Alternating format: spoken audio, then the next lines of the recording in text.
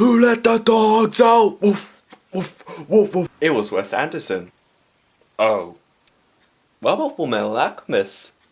Uh-huh. Hello, my name is Elijah Wells, and today's review is Isle of Dogs.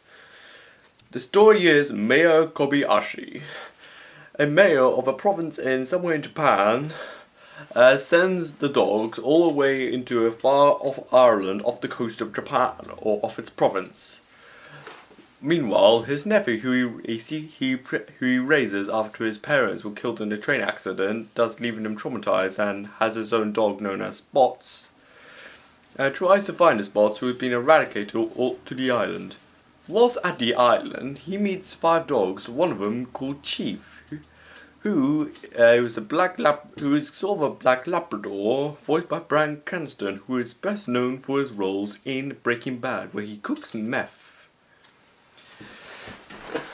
As I said, the visuals are quite gorgeously quaint. Like you feel the fur of the dog, despite some may shoot it down as being artificial. It kind of feels like something you may rub against, even though I'm more of a cat person. Yeah, what's really interesting about Isle of Dogs is that the dogs speak very typical English, while the humans speak in Japanese. Since the story is based in Japan and make it more sophisticated, they decided not to include subtitles. So if you, like me, do not know much about Japanese language and know very little letters regarding Japanese, you can interpret it, while people who are fluent in Japanese or from Japan can just know it straight away. Like the animation, especially the character animation, with the jaunty walks of the broken down, starving dogs who are left to quarantine alone in the trash island known as Trash Island.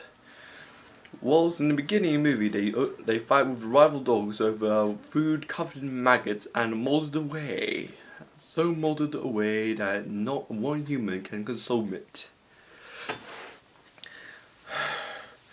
The human characters, especially one who has the fuzzy hair, fuzzy 80s like afro, who has a crush on Anate, who is the boy who is kept under Mayor Kobayashi's control after his parents' death.